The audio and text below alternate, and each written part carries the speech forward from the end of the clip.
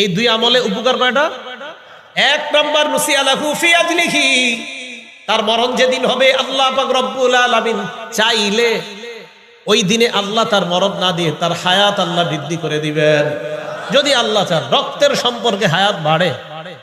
দুই নাম্বার আল্লাহ পাক রব্বুল আলামিন ওয়াসরিয়া লাহু মালুহু, এক দিক দিয়ে রক্তের সম্পর্ক রক্ষা করবেন, অন্য দিক দিয়ে আপনার ধন সম্পদ বেড়ে যাবে। 1000 টাকা খরচ করে খালারে দেখতে গেছেন, ঠিক না? 1000 খরচ করলেন, পকেট থেকে কমলো কত? 1000। বলেন কত কমলো?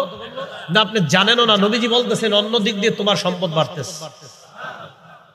তাহলে 1000 কমতেছে না আসলে বাড়তেছে? বাড়তেছে। 3 নাম্বার ওয়া আহাব্বাহু আহলুহু, রক্তের সম্পর্ক যেই ব্যক্তি রক্ষা করে তার আত্মীয় স্বজন সবার অন্তরের মধ্যে ওই ব্যক্তির প্রতি আল্লাহ ভালোবাসা তৈরি করে দেয়, যে আল্লাহকে ভয় করবে, রক্তের সম্পর্ক রক্ষা করবে।